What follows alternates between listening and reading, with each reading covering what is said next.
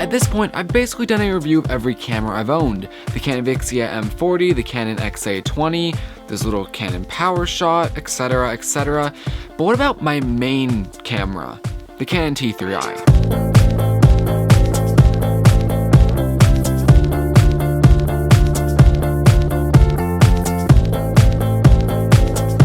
I would like to first say that the Canon T3i is no longer sold on like Canon.com, but it is still very accessible on eBay, on Amazon, for around $500.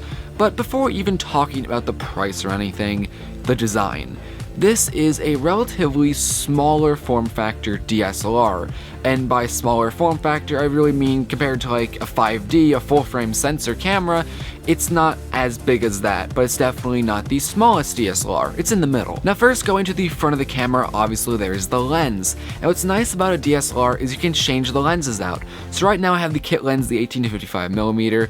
This is a decent lens. I mean, it offers a little bit of zoom. It has an aperture of 3.5 that goes up to 5.6, so it's nothing special. I also have a zoom lens, a really big zoom lens, the 70-300mm, and I have a simple prime lens, the 50mm, which is awesome for close-up shots. And it's just nice to have interchangeable lenses so you can get different focal lengths, you can get different depth of field, and really change up the video and make it exactly how you want. But now moving to the back of the camera, that's where all your buttons are, that's where the screen is, that's where the optical viewfinder is, and I'm not going to go over all the buttons and exactly what they all do. I could make a video about that if you want me to. But looking at the LCD screen though, if you're taking photos, you can see all your settings, so your f-stop, your ISO, anything like that.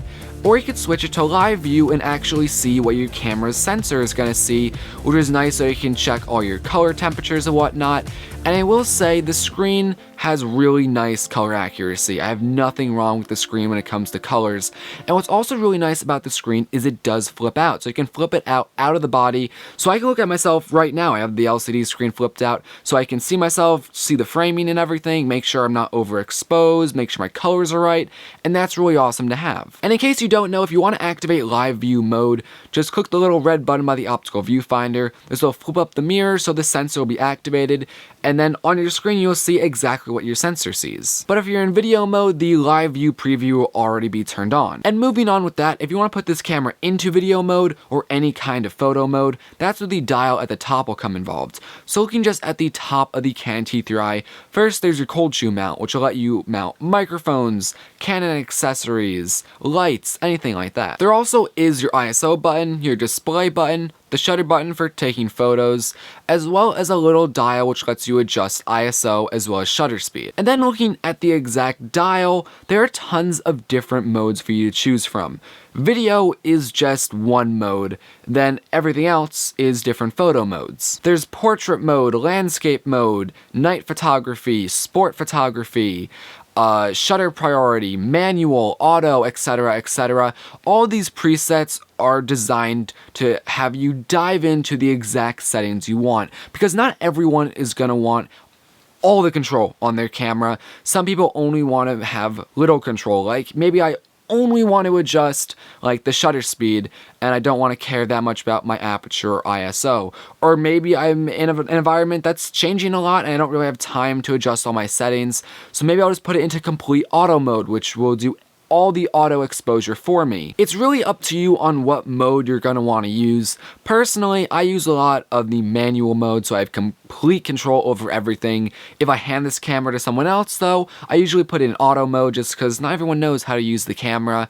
I also use shutter priority a lot, just so if I really want to control my shutter speed for like time lapses or just night photography, it's nice to be able to have all that control. But of course, for me, the biggest mode I use is video, of course, because that's really what I use my camera for. It's why I got it, and photography has only been a added bonus for me. I'm kind of now getting into photography just to learn more about shot composition and learning my camera so I can use that for videos. But moving away from those details to continue with the design, on the left side there is your SD card slot. It's just one SD card, that's fine for me. Then on the right side, there is some inputs and outputs. So first there is HDMI, so I can plug this camera into a monitor, a TV set, to just have a bigger screen if I want to. There also is a USB port, so I can plug this camera into like a computer, and using Canon software, I can actually completely control my camera from a computer, which I find very cool. I also have a microphone input and a remote input if you have a wired remote. But really, that's the basic design of this camera. Now I will say my camera looks a little bit different. I do have a battery mount grip on the bottom of the camera, so I can actually have 2 batteries instead of 1. I also have another shutter button so I could hold the camera in portrait mode if I was doing a lot of portraits, I don't know. But I will just mention that because it does make the camera a little bit bigger, but it's really nice to have easy access to switch your batteries out, and also it's nice to have 2 batteries so the battery life will last longer. And since I brought up batteries, I might as well mention that the battery life on this camera isn't amazing, but it's not bad. I mean, each battery will give you about 90 minutes, so with this battery grip, I get about 180 minutes, which is decent. I just need to know that I need to carry around batteries if I'm in a very long shoot. But moving right along from the design and everything, let's talk about quality, and audio quality to be specific. DSLRs are not known for having good audio by any means. The built-in microphone, I'm not even gonna let you listen to it. It's absolutely terrible. I would never, ever use it. I do have a microphone plugged in this camera right now, the Rode VideoMic Pro, and it's nice that this camera has a microphone input. And that's one of the reasons why I got it, is because I could not imagine having a camera without a microphone input. I know a lot of people use external recorders, and external recorders for quality are definitely the way to go. For me, I do a lot of run and gun style shooting, and I usually don't have the time to shoot external audio.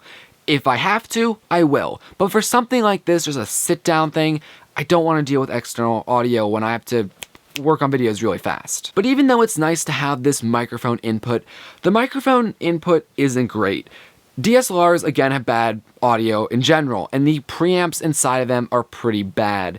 If you have it on any kind of auto settings, the audio is going to be terrible.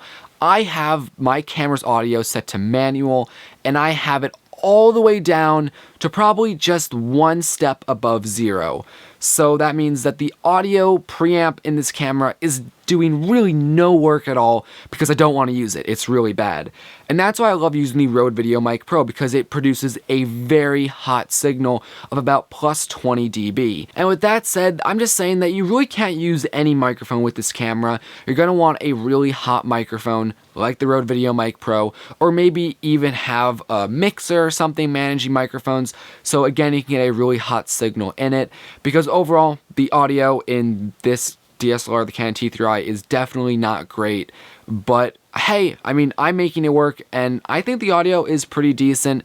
Of course, could it be better? Yes, but for this kind of setup, it's not bad. Also, just saying, realize the microphone input is only a 3.5mm jack, so the Rode VideoMic Pro again works great for that. If you have an XLR microphone, there is no XLR inputs to this camera, so I would recommend getting an external recorder like a Zoom H4n, a Zoom H6, Zoom H5, something like that, and you can have the XLR microphones plugged into that recorder. And if you can record and do external audio, that's great. You can also mount that recorder to the camera and have that recorder feed the audio then into the camera. That is a possibility, and as long as you have a very hot signal in the recorder going sent to the camera, it should be okay. But again, realize audio is not ideal on this DSLR, and many DSLRs struggle with this. But now moving on to video quality. What do you guys think of the video quality? I've been shooting the entire time with this camera, this sit-down shot. The camera shoots in full HD, so 1920 by 1080 at 30 frames per second. 30 frames per second is completely fine by me for a shot like this.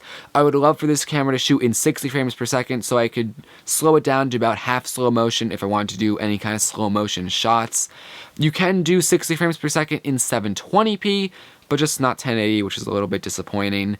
But anyway, let's roll some more footage of this camera so you can get a better idea of how the camera performs.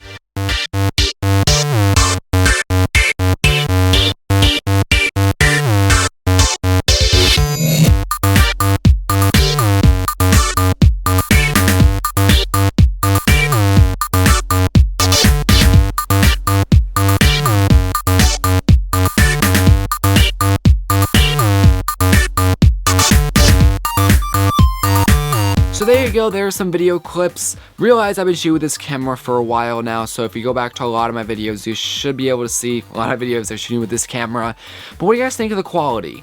Obviously, with all cameras can look amazing with enough light and proper settings, or cameras can look bad.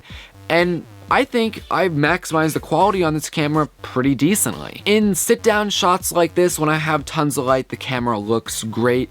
In a lot of outdoor shooting, I think this camera looks great because there's tons of light and whatnot.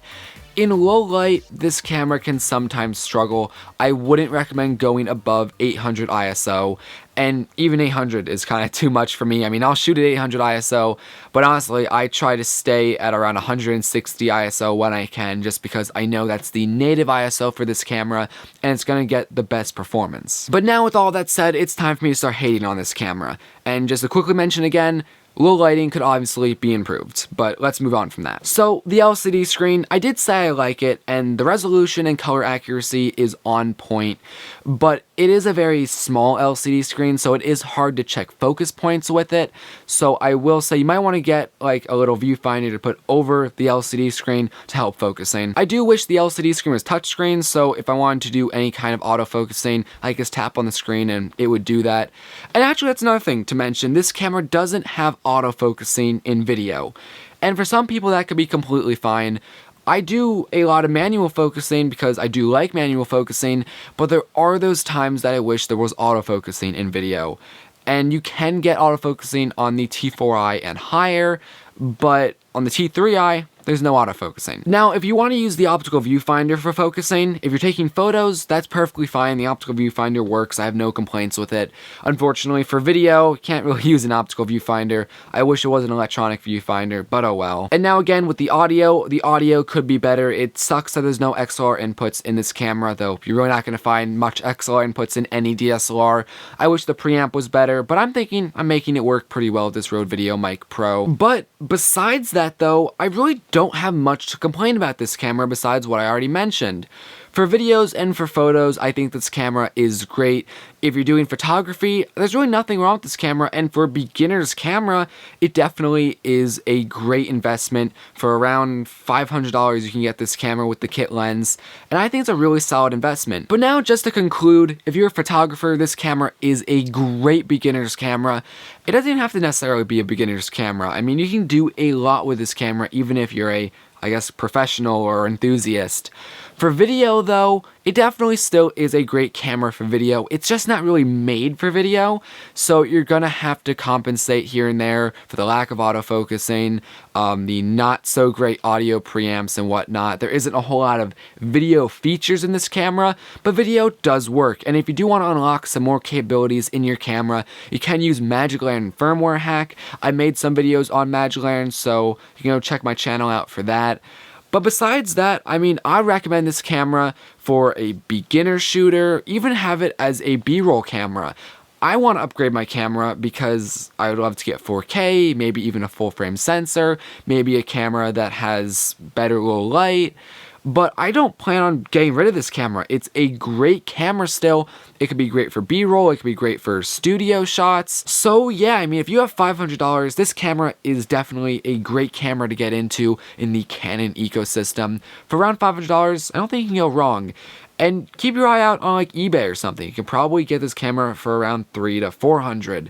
Now, if you do have a little bit more money to spend, on Amazon you can get the T5i, which is 2 steps above this camera. It has live view autofocusing and also has a little bit better of a processor, so a little bit better low light. So that might be a good investment for you, I don't know. But I would recommend this camera. I recommend the T5i, which again is a very similar camera.